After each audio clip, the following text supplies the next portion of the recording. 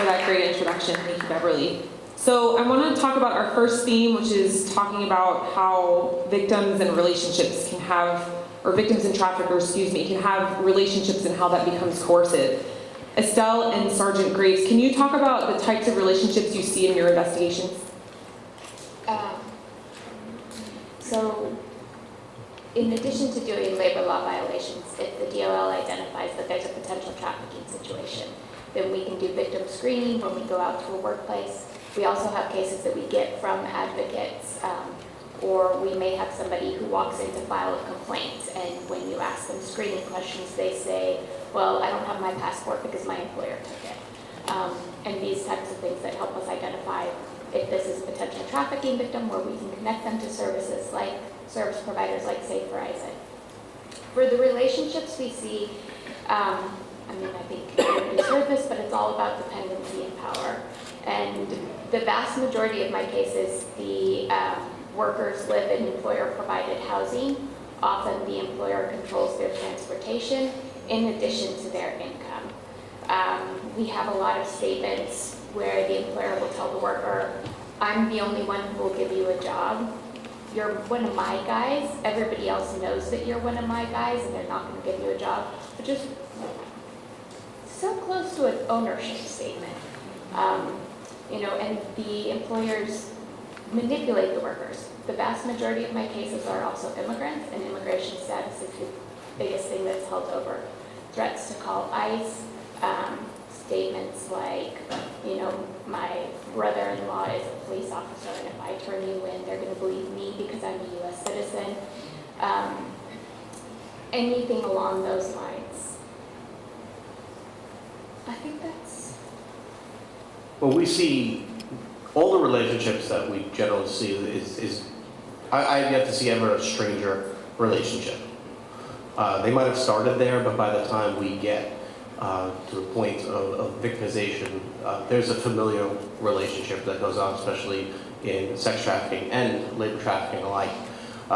In the sex trafficking side, it's generally what you would see as the DA touched on before, this romantic relationship, or at least the image of one. The topic of human trafficking kind of confuses people sometimes, and I usually back it up and say, I talk about domestic violence, because we've been receiving that information for years and years now, and gangs, another topic that we are pretty familiar with. There's not much difference when we approach the recruitment process and the relationship. Most of the people that people view as their potential victims, who they're going to prey on, are looking for someone to belong. They're looking to belong to something bigger. They're looking to fill a void in their life, whether that void is romantic, or that void is friendships, or being part of a family. And we could all be familiar, see people nodding their heads, the gangs, right? And you hear about the gangs, be part of the family, right? The family. The domestic violence side, you get into that relationship, and you're committed. You have committed to a relationship, and they show you the good. They show you just enough. They exploit the little things that you need. They know, they learn about you. They find out as much as they can, because who can hurt you more than anybody?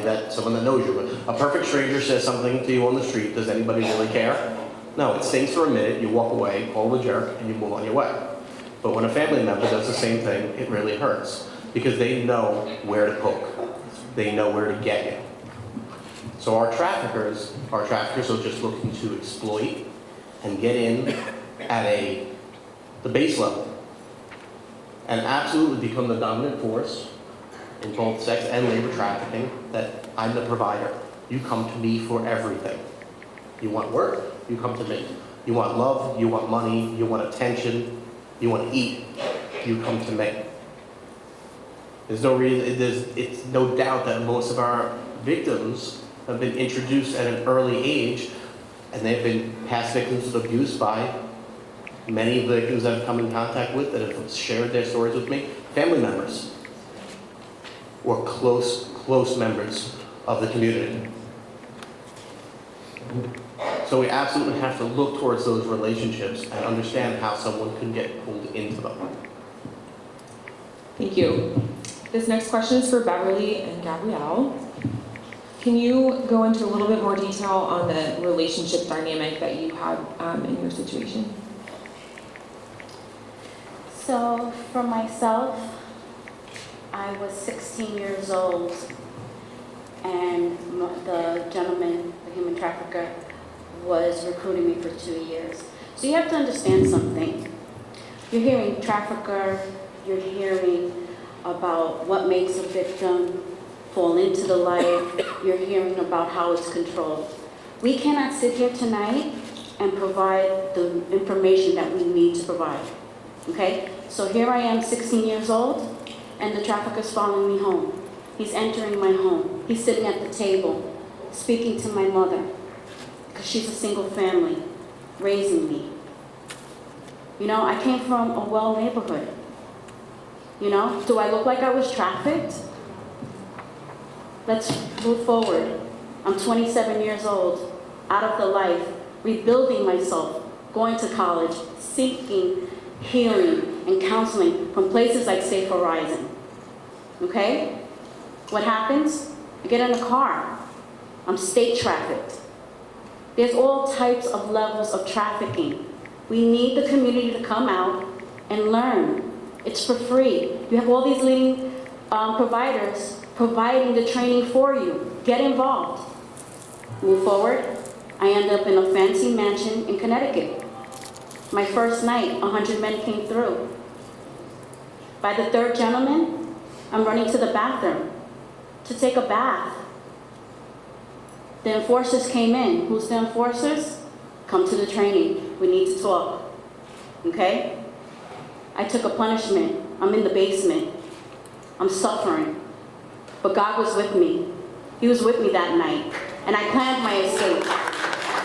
And I took 2 other women with me.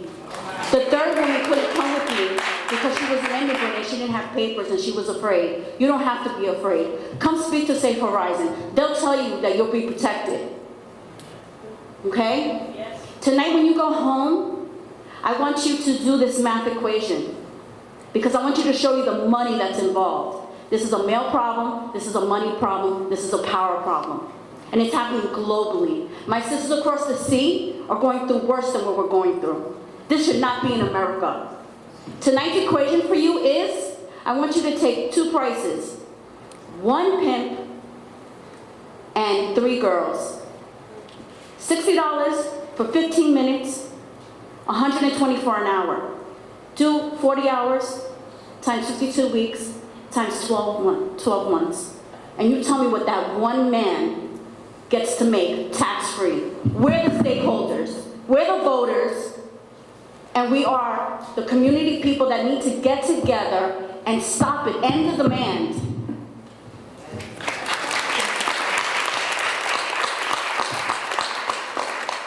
Beverly, can you go into a little more detail for us? I am a labor trafficker. I came here to work in a restaurant. And sometimes it's so hard to go back there. Because when you think of the things you've been through, I don't know if anybody ever worked in a restaurant and know what it is like. The heat, the stress, on your feet for so long, no money. Because guess what? It's our business. We're doing this to make things better for you. And it's been going on a while. Okay? Don't ask for money. Don't ask for nothing. But guess what? Then we have a follow-up question for you. Where was this restaurant located? In Flatbush. It was in Flatbush, Brooklyn, In where you were Flatbush, working in a restaurant. In a restaurant. And you had a prior relationship with the individual who had you working in this restaurant. Yes. Okay. So I want to get into some of the psychology aspects of this relationship closeness that we've brought to bear, Dr. Hunt. So we're kind of familiar, some of us at least might be familiar with the Stockholm Syndrome, which is where a captor starts to develop these feelings and affections and trust in their captor. There are other terms I know in psychology that we use also in the trafficking field to describe these types of dynamics, such as trauma bonding, trauma coercive attachment. Both of these psychology terms we use in trafficking to describe the strong emotional attachment between the abused person and the trafficker, or the victim and trafficker as we're talking about here, which creates this cycle of violence. Can you describe, Dr. Hunt, in your professional experience, how these types of dynamics create challenges for victims to self-identify and for service providers to engage? Okay. It's important, and for those of you who may not know of Stockholm Syndrome, it's important to understand it was a case, a situation that happened, a bank robbery back in 1973. I remember that date because that's the year I was born. But so it's easy for me to remember. But I want you to understand that bonding, trauma bonding is survival bonding. Okay? What tends to happen as a society is that we hear about individuals who form a connection with the individuals that traffic them, and we say, well, why didn't they run away? Well, that's stupid. If it was me, I would. Well, why didn't they just muscle up enough strength to? And you have all of the knowledge and all of the wit and the strength because it's not happening to you. So I wanted to put that out there just so that for a little while and hopefully permanently, you will move out of Judgmentville. And you would understand that it's not that way with the brain. So while you are trying to understand it from a perspective of, well, if they had just gotten together, understand that after you are abused for a long time, after someone tells you that you are no good, after someone tells you that it's your fault, you know, if you would listen, this wouldn't happen to you. And if you would just obey me, this wouldn't happen to you. And so what happens is that this form of trafficking, whichever, whether it's labor trafficking or human trafficking, in all trafficking situations, there's complex trauma. And the effects of the complex trauma is like this. You're in a stressful situation. How many of you know that the body responds and wants pleasure more than it wants stress? Okay, wait. How many of you know that you would prefer pleasure opposed to stress? Okay. How many of you have ever had a paper cut? In about a day or two, you forget that you even had that paper cut? Why? Because the body did what? It self-healed. How do I heal? You're stupid. It's not something tangible. How do I heal the derogatory names that I'm being called? How do I heal knowing mentally that I had to lie down with 100, 200, 300 to 1,000 men or women?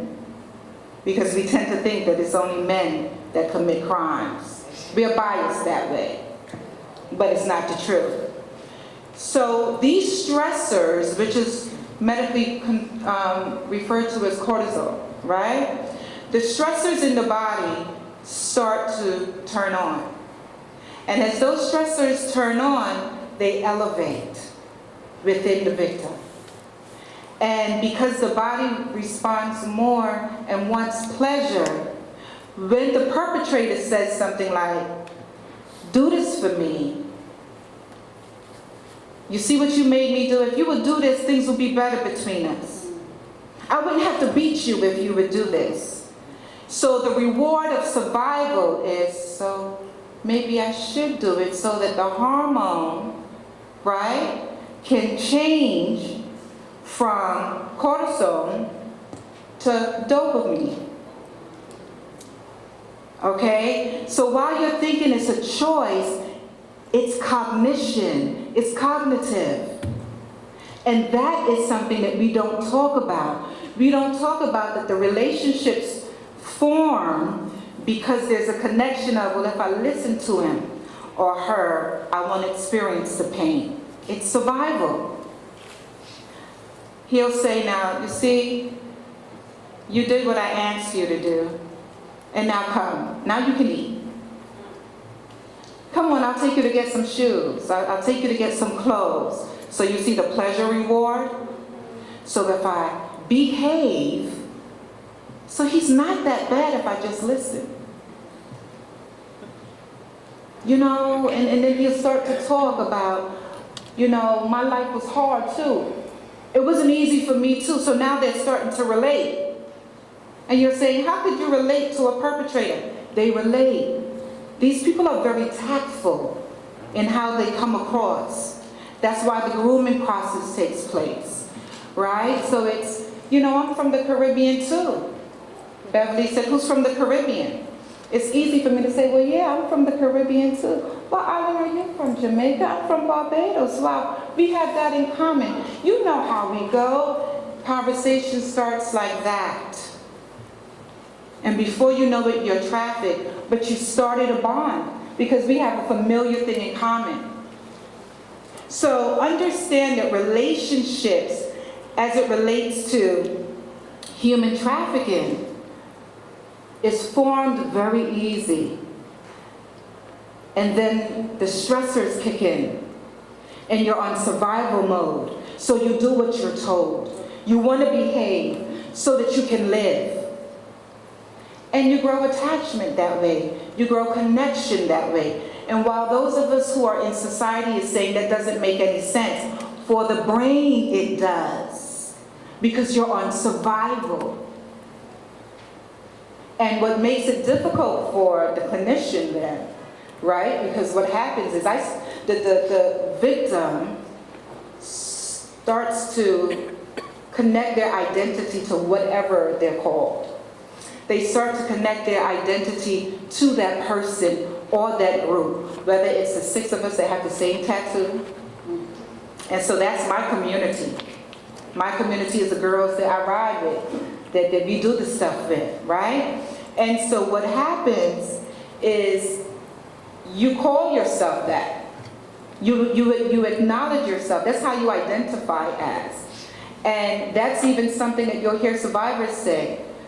Yeah, I called myself a B. I was the toughest B on, you know. I made sure nobody came at me. I did my thing. That was their identity. And so now that they come back into society, and as a clinician, we're working with them, we have to build trust. Because you know what? The trafficker looked like me. The trafficker looks like you. Gone are the days of telling your children, beware the boogeyman. The boogeyman is your priest. The boogeyman is the Fortune 500 CEO.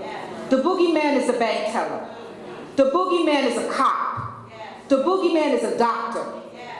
The boogeyman is a teacher. Stop with the facade and actually tell the children the real stories. Tell them the truth and what to look for.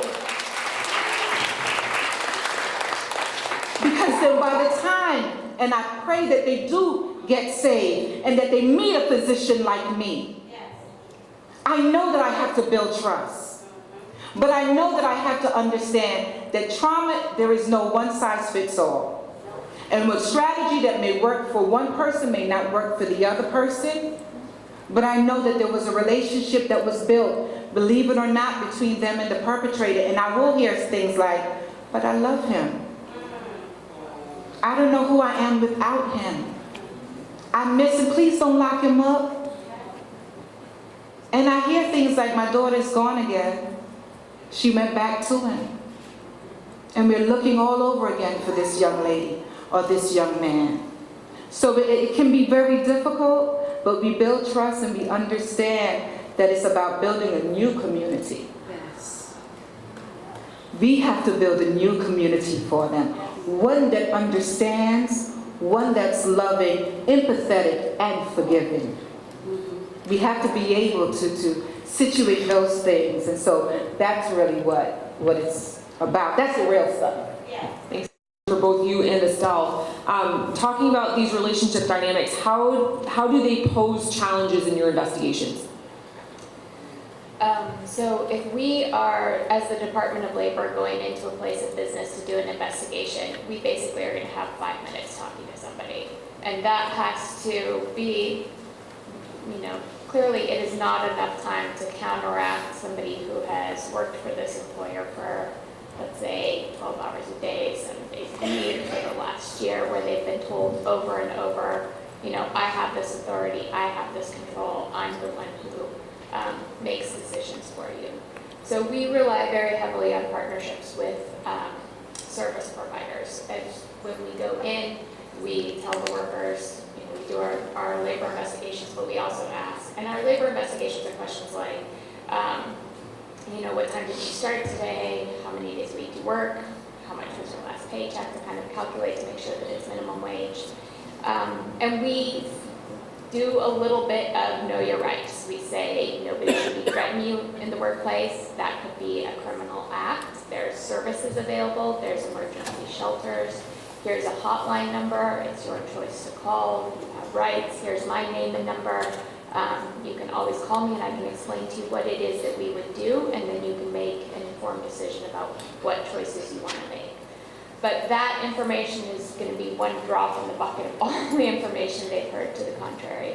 And I also always think of this is that anybody who is coming forward, whether it's a trafficking victim or somebody who's reporting a labor law violation, is being incredibly brave. Like, they are putting their job on the line. They're putting their source of income on the line. And there are anti-retaliation laws, but if our remedy is to, we can find the employers, we can have reinstatement, but we can't guarantee that that's going to be a good place to go back to work. The employer might be resentful, any of these types of things. So, I always think, putting myself in those shoes, like if I have a bad work situation, I'm going to see what are my options, and often my best option may not be to come forward right now. I just had an interview with a worker who's a landscaper, and he said his employer constantly threatened him on the basis of immigration status, said he would call ICE. He's the one who was told, the other landscaping guys, they know you're one of my guys, so you won't get another job. And that, that really had an effect on him. So he continued to work there for years. And when he made a decision to leave, first he found another house and he moved. And then he quit the job. So that he had kind of done, and I think when we can work with service providers to set up that kind of safety planning in advance, here's the potential issues, here's how we address them, that can give somebody more power to come forward. And I would say, for me, it's like the first time I have a problem with my boss, my remedy isn't going to be to go over their head and complain. I'm going to see what are the options. And I think people are making practical decisions based on what is available for them. And I think giving them more information and letting them know exactly what the process is, we can hopefully touch them. And I just had this conversation with somebody in the reception that how do you measure success? And for me, I, have gone out to 500 establishments and given out those cards. And I've gotten a handful of letters handwritten in Chinese that say, my friend told me to call you. Or a phone call at 1:30 at night in Spanish on my cell phone voicemail that says, hey, I can only talk right now. And so I measure that by, do we get those contacts later? Do people, maybe it's not right away, maybe when it's best for them, but at least we've given them a number to call and told them that they don't have to be treated like this. I want you to answer this question in terms of how NYPD kind of faces some challenges in these types of investigations. Well, it really comes down to a matter of trust. And it's probably the biggest hurdle that we face. We can run into potential victims and lay out the entire case in front of them. Here's what this person has done to you. We're strangers. And, make no bones about it, we know who we are, we're the police. We're painted as the bad guys. In labor trafficking situations, and sex trafficking situations alike. Part of the grooming process is how to deal with us, how to handle themselves when they're approached by law enforcement. And most of it is contrived, especially with the immigration status. Not once In my entire career, have I refused to help someone based on immigration status? Nobody has. Never seen it. Never asked someone on an 911 call, wait, you immigrant? Can't help you, sorry. Never happened. But again, you come here from, name your country. There could be serious corruption problems with law enforcement in said countries. Why wouldn't you believe that it's the same way here? And then in sex trafficking, who are we? We're just the people rounding up people doing prostitution.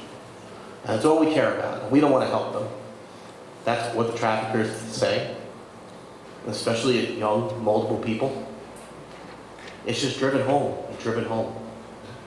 Normally when we even get a glimpse in, our initial introduction is when something so bad might happen at that given moment that they're very, very angry. So we get that window, we get that glimpse in there. But it really is a glimpse, because we come back, because we get back to, like we discussed before, but I love them. But I shouldn't trust you. And that's why our partnerships with the organizations and non-law enforcement are so important. But even that, once the correlation is made, here, speak to my friend here, we're done.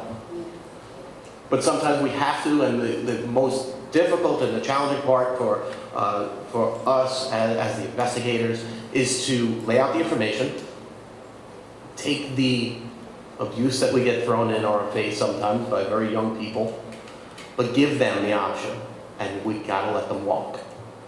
Lay everything out. And so many times they come back and we realize that they're keeping our numbers. They are retaining this information that we're laying out there for them. We're making some sort of connection. We cannot play tug of war in law enforcement with a victim. This is the thing that my detectives, I have a number of great detectives here, we can't go in and pull out, okay, come on, get out of here. No, we can only give you the information, we can give you the steps to help you push your way out of there. You can't do it unless you're ready to do it. We're just there to help. Thanks, Sergeant Grace. Did you want to? They can provide the steps, but it is the leading service providers who give the resources. And I did give you a glimpse. You see how angry I was? Do you see how worked up I was? That's the voice of the 99% people that are entrapped in this. I'm speaking on their behalf. You know, you don't really understand what an atrocity this is going on in America. There's several senators right now they drafted a bill to legalize prostitution. We cannot allow New York to be the first state to legalize prostitution. Do you know what would happen? It's going to be a domino effect. New York is the mecca for human trafficking because we have racists from all over the world here. Please come out and get educated. Join us in the movement. We can do it.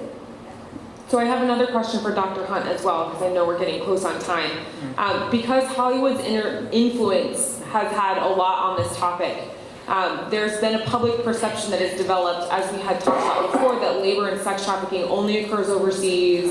It has to do with human smuggling, and you're taken over in shipping containers, as we kind of saw in England as well. However, that's not the case. It's not necessarily stranger danger. We've talked about that. Can you respond to that type of assumption? Oh my. And it's, human trafficking is compared so much to the movies. But I promise you that there's no mercenary daddy with a very special set of skills that will come and get you if their daughter is not released. That's just not the reality of it, right? I teach at a college here in Brooklyn. And I was teaching the course for 2 years, Science and Human Values. And I'm looking over the syllabus when it was first presented to me, and I said, well, wait a minute, there's nothing about human trafficking, so how are we really dealing with science and human value, and we're not discussing that? And because I'm a little firecracker, I was given to do so to reconstruct the syllabi, and so I did that. And after I taught one evening about human trafficking, one of my students came up and said, "That's my niece. This is what's been happening to my niece here in Brooklyn." I was called to the Bronx. A young lady, 9 years old, walking to school every morning. And every morning, about 2 blocks away from her house, there would be a man that's standing on the stoop. And he would say, "Good morning, have a nice day." She just kept walking, she didn't say anything to him. Every morning he just kept saying it. Then finally, about 2 months in, she turned and she said, "Good morning." I saw how some people's eyes opened up like, oh no, she didn't. Yeah, she said, "Good morning." And so what happened? Just a little relationship formed because every day he seemed so friendly, so nice, that she responded.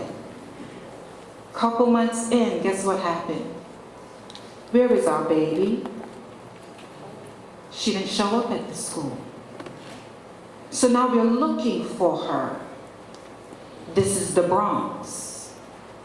So now we have a young boy who found out that his parents were having a little difficulty. And he too bought into the selling the candies. And so it went into labor trafficking. He had no right doing that, but a friend hooked him up, you know? It's stories like that that you hear, and it's not happening over there. It's happening in the Bronx. It's happening in Far Rockaway, Queens.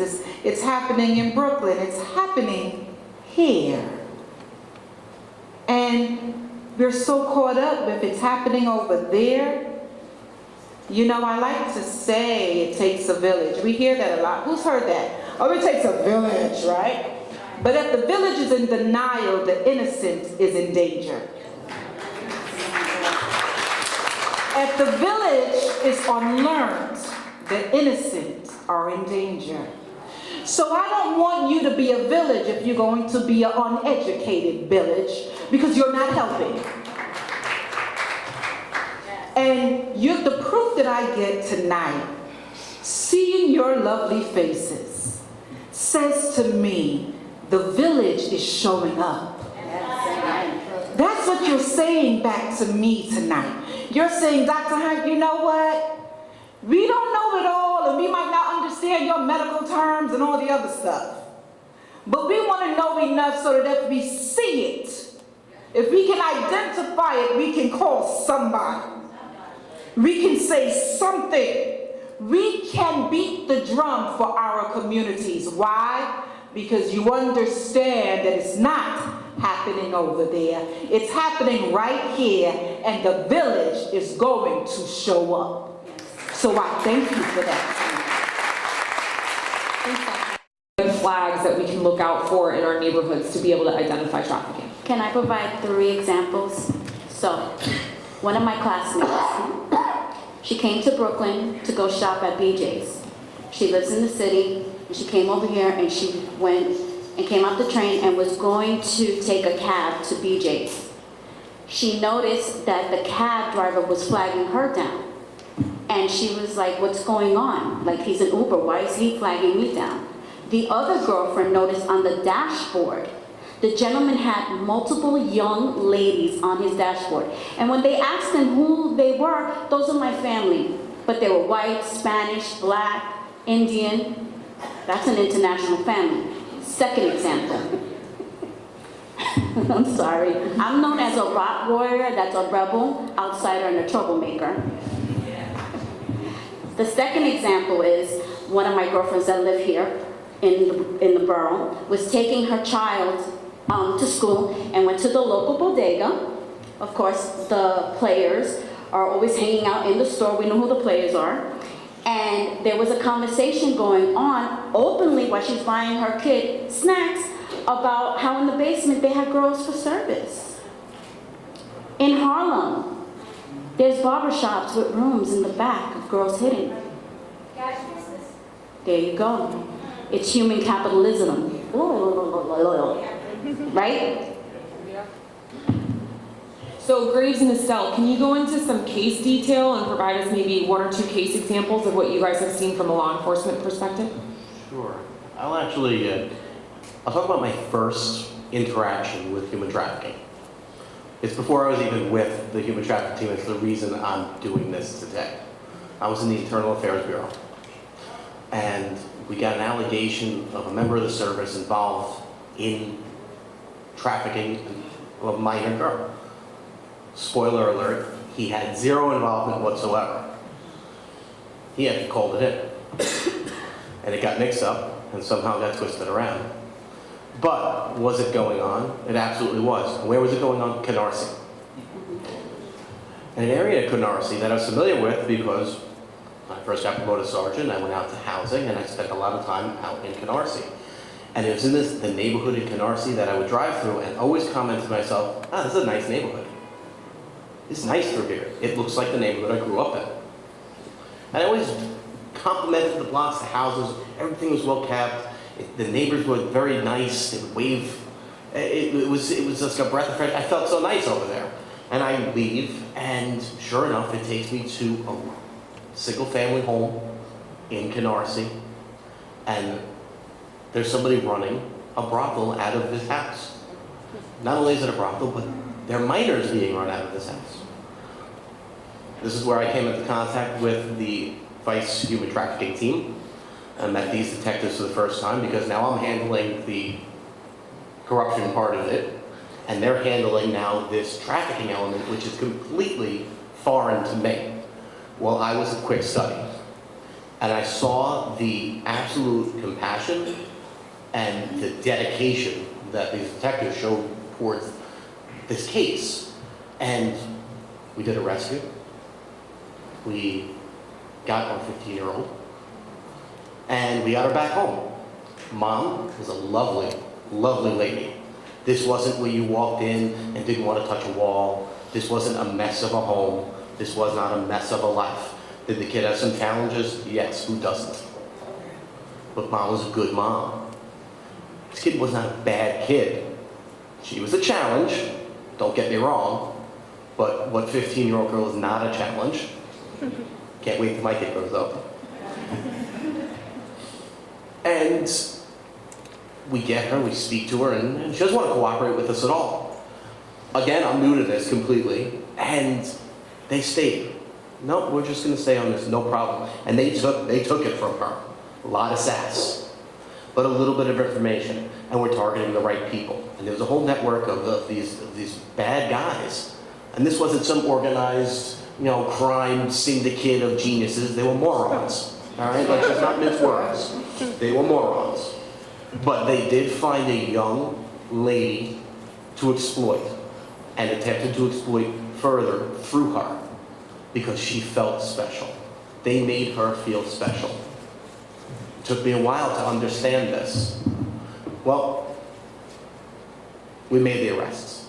But where was she from? She'd be trafficked out of Canarsie. That's the home base. She was from, I believe, the Bed-Stuy area, maybe Bushwick. Where should be trafficked?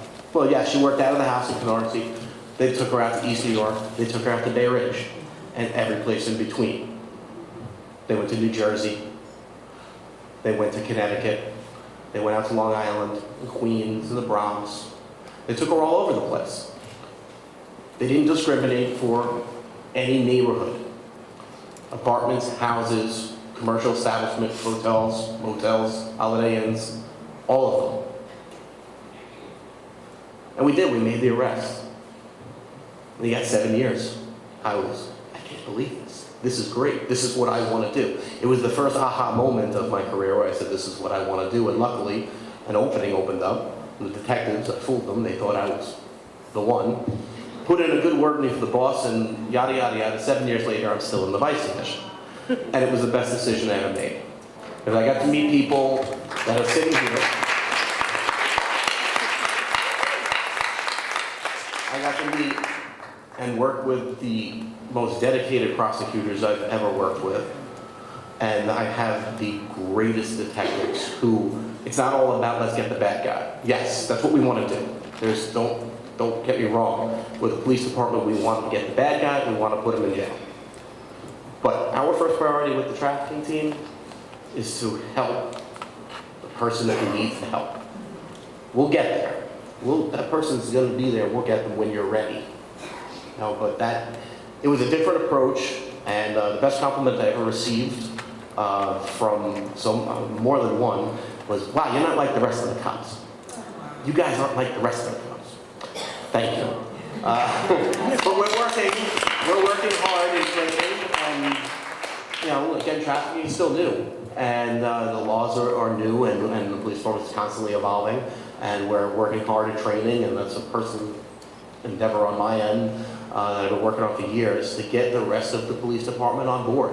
And I've seen our patrol cops handle themselves in phenomenal ways, bring us some phenomenal attributes to victim services and opening up and sometimes just listening to somebody. And I have no regrets. I have no regrets. And I thank my boss for giving me that investigation, or else I wouldn't be sitting here with you.